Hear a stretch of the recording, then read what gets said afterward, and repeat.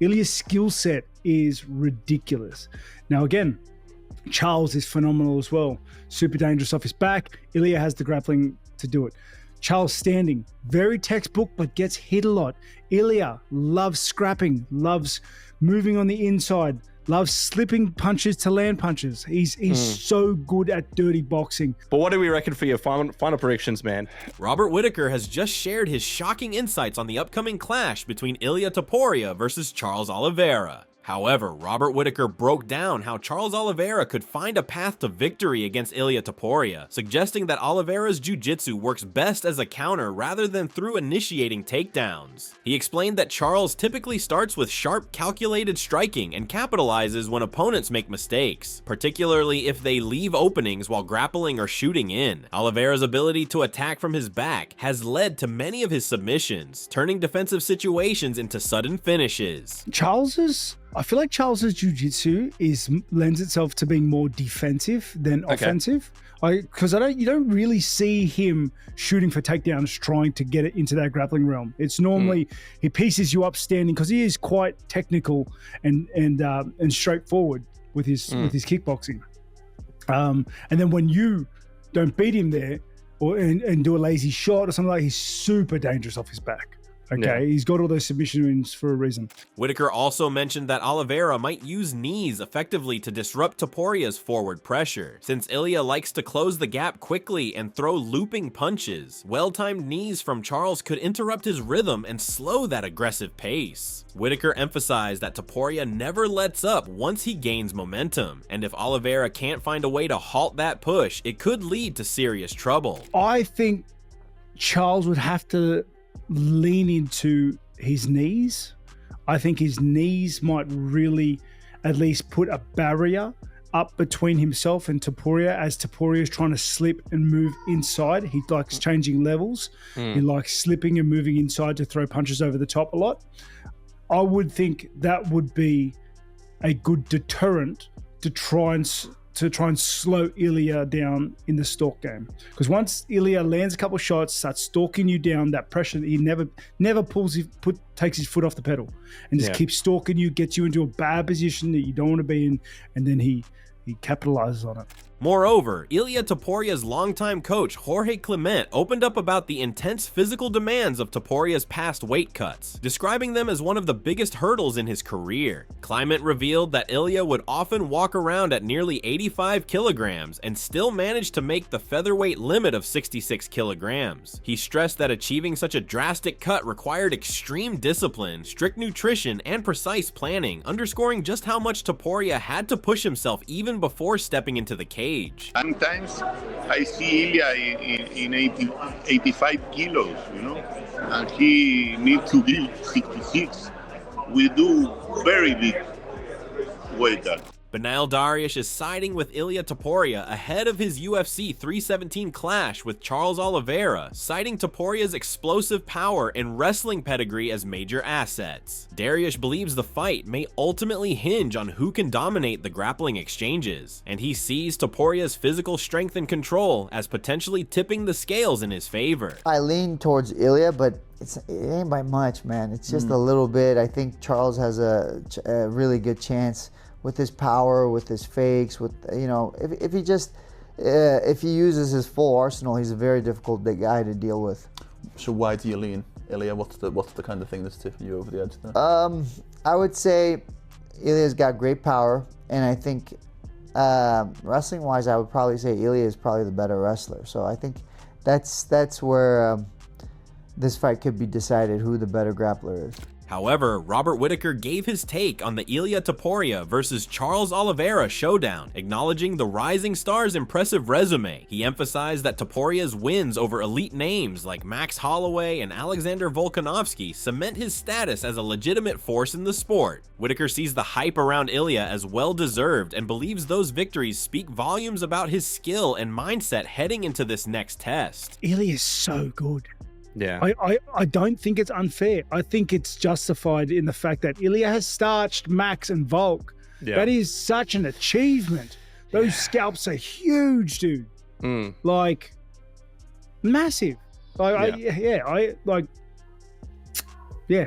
Whittaker also addressed Topuria's move up to lightweight, suggesting it could be a benefit rather than a risk. He noted that the weight cut to featherweight had looked difficult for Ilia, and now he seems more comfortable physically while still maintaining speed and striking precision. While Charles Oliveira's ground game remains a threat, Whittaker believes Topuria's power, composure, and all-around ability give him the edge. I do think the weight, it obviously leads to a kind of unknown factor in this fight, but Ilia was struggling to make the weight. He obviously hits like a tank. Yeah. I've seen some workout videos of him right now. He still looks fast. He's tight in boxing. Charles gets hit. Yeah. He's got the jiu-jitsu and the wrestling to deal with Charles's game. Yeah, you know what I mean? I think Topuria is the favorite for a reason.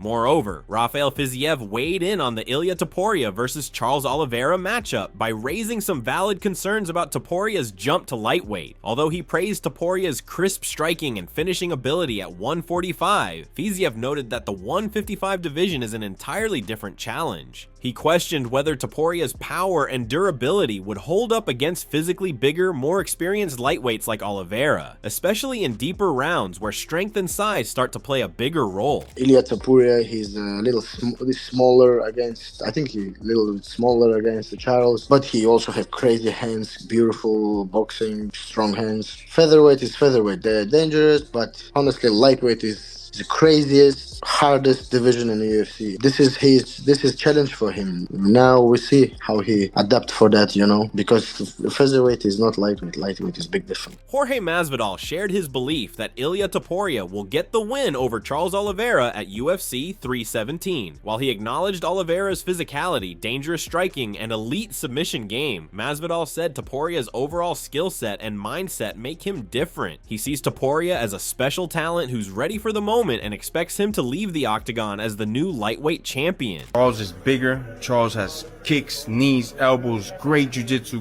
but Ilia is just different, brother. This guy is special. And I think he's going to be a world champion at 155. He's going to beat Charles, man. However, Robert Whittaker made his final call on the highly anticipated clash between Ilia Topuria and Charles Oliveira. While expressing admiration for Oliveira's experience and finishing ability, Whittaker ultimately leaned toward Topuria as the likely winner. Confident in his pick, he backed Ilia's precision and power to make the difference, predicting the bout will end inside the distance with Topuria scoring a knockout. I think Topuria, he's got it. I love Charles, but gun to my head, I think Topuria is the favorite for a reason. Knockout? Yeah. Moreover, trainer Tim Welch broke down the dynamics of the Oliveira versus Topuria matchup, emphasizing how both fighters bring intense forward pressure in very different styles. He pointed out that Charles is known for setting a relentless pace and engaging in wild exchanges, while Ilia uses a low, stalking stance to force opponents backward. With both men likely to collide head-on, Welch expects knockdowns to be inevitable. Though he didn't make a definitive pick, he admitted the clash is hard to predict, and that's exactly what makes it so exciting. That's one thing Charles does. He brings the pace. He brings the pace and he gets in your face and he tries to trade with you. Someone's getting dropped in the Ilia Topuria Charles fight, and it's either going to be Ilia or it's going to be Charles, because they're going to slug. Ilia likes to push people back with that low stance. Charles likes to push people back with that tall stance, always bringing knees up the middle. What's going to happen? I have no clue, but I'm excited for it. Bilal Muhammad broke down the intriguing styles in the Oliveira versus Topuria fight, pointing out that for Charles to succeed, he needs to make things messy and physical. Bilal stressed that Oliveira should lean on his grappling early and avoid trading clean shots with Ilia, especially since Topuria thrives in striking battles. Drawing the fight into close quarters clinches and testing Topuria's physicality at lightweight could be Oliveira's clearest path to success. Is Topuria ready for 155? Is his power going to translate? Keys to victory for Charles Oliveira. You got to make it dirty. You got to get close on him. I think you have to initiate the clinch, initiate grappling exchanges, especially early. Don't try to sit there and box with him. Don't strike with him. I know you have a high guard, but you get caught a lot with looping punches on the outside. You don't want to get caught with a looping punch by Topuria. I would say go high body lock. Let's test his strength. Let's see if he's strong enough for 155. Even if you have to pull guard, we haven't really seen Topuria's ground game that well, right? They say he has great grappling, but that's your world. You can wear on him, pull on him. Let's see if he added a little bit too much muscle. That's gonna mess up his cardio, and it's just gonna mess up his rhythm. On the flip side, Bilal praised Topuria's sharp striking and ability to dictate pace. He suggested that attacking Oliveira's body and legs could create openings upstairs, and if Topuria scores a knockdown, he must take the risk and look for the finish. Bilal acknowledged Oliveira's submission threat, but leaned toward Topuria's discipline and striking IQ as key reasons why he sees the featherweight champ getting the job done. Topuria is a rhythm fighter, beautiful boxing, beautiful footwork. When you're initiating these grappling exchanges, when you're making him think about the takedown, he's not gonna be able to set up his power punch. Topuria, exact opposite. Oliveira keeps his chin a little bit too high. I know he has the high guard. Set up your looping punches by going straight to the body, by going low kick.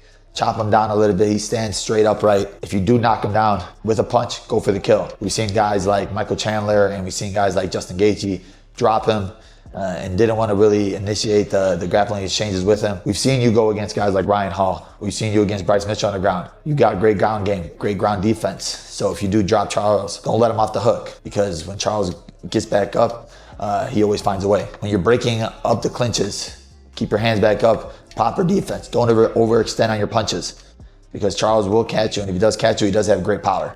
So be very smart and disciplined with your defense, submission-wise and striking-wise. My pick is gonna be Topuria. I think he's so good with his hands. He's so good at setting up punches, setting up traps, that he's gonna eventually catch Charles. Tom Aspinall spoke about Charles Oliveira's fearless style, praising how the former champion never shies away from wild exchanges, even against some of the most dangerous punchers in the sport. He recalled Oliveira's willingness to go toe-to-toe with fighters like Justin Gaethje and Michael Chandler, and said Ilia Topuria will bring that same kind of pressure. Aspinall noted that Oliveira thrives in chaos, often using those reckless moments to bait opponents into grappling traps, where his submission skills take over. I think something that I like about Charles, let's have a little look at him, is he isn't afraid to exchange with the punches, with anybody. We've seen him get punched off guys like Chandler. We've seen him get guys off guys like Gaethje and all the rest of the short, stocky, powerful punchers. So Topuria, his style isn't dissimilar to other guys he's fought before. But what he likes to get involved, get him dragged into a bit of a punching match, and then he'll tie him up. And then he'll go for flying triangles. He's not scared to be on his back either.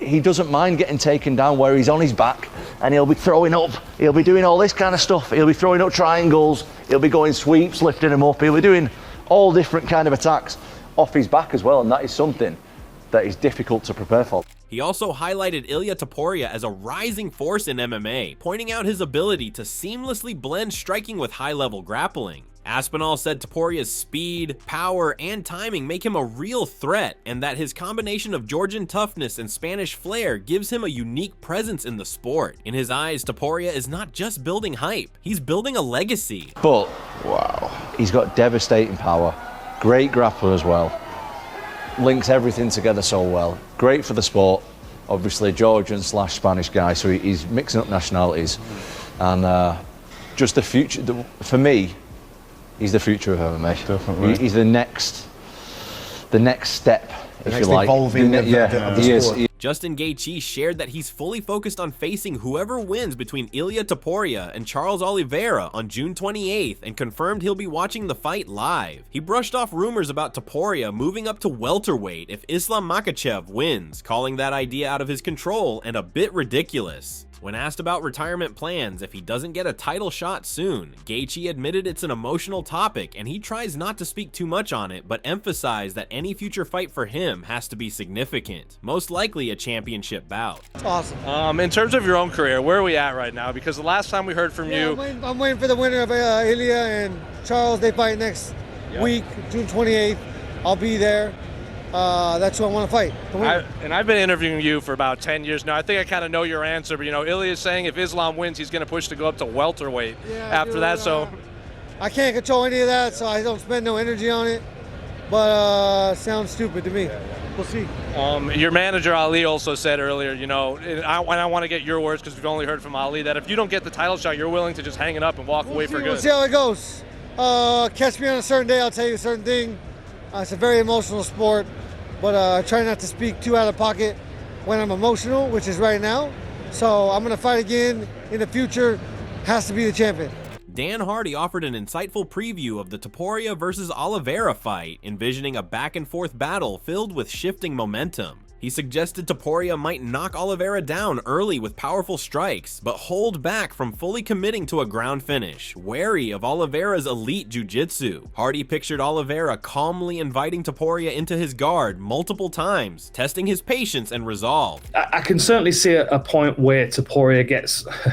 where he gets sick of dropping Charles Oliveira but not being able to put him away entirely. Like, I mean, think about this as a scenario, right? So the first round starts, Topuria comes out and he cracks Oliveira with one big shot and drops him. Oliveira sits to his butt and then kind of welcomes him to the floor, and Topuria's like, no, I'm not playing this game, back to your feet. And then he could drop him once, twice more, but not feel confident to rush in and try and TKO finish. Like, it might be the second, third, fourth time that he drops him, and he's like, right, I'm going to have to just go and finish the job and get the referee to stop it, because this is not going to be a walk-off knockout. It's too tough. And then he rushes in, he starts landing some big shots, and in the scramble, you can see Oliveira arm dragging him or invert him for an ankle lock, you know, entangling him with some kind of calf slicer that then allows him to climb to his back. As the fight wears on, Hardy proposed that Topuria's growing frustration could lead him to aggressively chase a finish on the ground, a risky move where Oliveira thrives. He described a scenario where Oliveira capitalizes on this by turning the scramble into a submission opportunity. Overall, Hardy's analysis highlighted a chess match of strategy and timing, hinting on one pivotal moment that could decide the fight. I mean, I could give you a few different scenarios like that, but it would be that kind of circumstance, I think, where Topuria's dropped him and then, you know, chases it up on the ground. And I think that would come out of frustration of not being able to get the finish on the feet. Ilia Topuria sent a firm message before his showdown with Charles Oliveira, stating that Oliveira's height won't give him any edge. Topuria believes that once he gets inside, the fight will end with Oliveira knocked out cold. That's the only result he envisions. It's not a secret that he's taller than me, but who cares? Once I want to close the distance, he's going to end up on the floor with his lights out, and that's all important about the story. Topuria mentioned that while he's capable of submitting Oliveira, his main goal is to keep the fight standing and go for a knockout. However, if Oliveira tries to drag him into grappling, Topuria is ready to engage on the ground and feels confident he can dominate anywhere the fight goes. I will have the opportunity to submit him in the fights. Of course, I will go for it. But to be honest, it's not in my game plan to go for the submission. My game plan is to stay there, to take his head off. And if he wants to go to the ground and pull to his guard, I will go with him. I don't have any problem to going with him to the ground. So I could submit him. I can knock him out.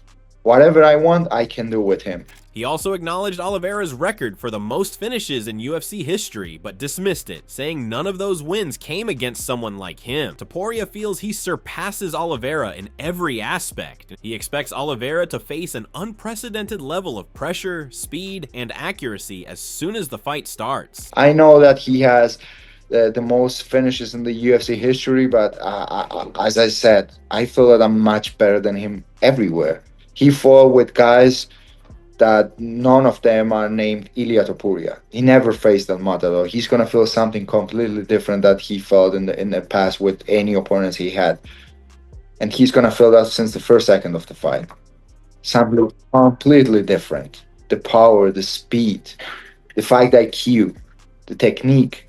Everything he's gonna feel, it's gonna be different. Alexander Volkanovski also shared his opinion, predicting a fast-paced fight from the outset. He expects an early finish and has Topuria as his pick to win. Volkanovski plans to be in Las Vegas for the event and is eager to see Topuria claim the title. And then in the main event, I'm gonna go another finish. I think this is gonna be fireworks from the start, but I think it finishes early, and I'm leaning towards Ilia Topuria. I think Ilia Topuria is going to be the new lightweight champion. which is going to be absolutely crazy. So it's going to be crazy scenes there in Vegas. I'll be there to watch it. Cannot wait. Curtis Blades favors Charles Oliveira to win. He believes Oliveira's striking and ground skills will be too much for Topuria to handle. Blades pointed out that although Topuria looks impressive, he hasn't faced a grappler like Oliveira yet. He also noted that Oliveira's confidence against takedowns will let him focus on striking and predicted Oliveira might finish the fight in the 3rd round. I'm gonna go Oliveira just because I believe he has the hands and the grappling. Like, he presents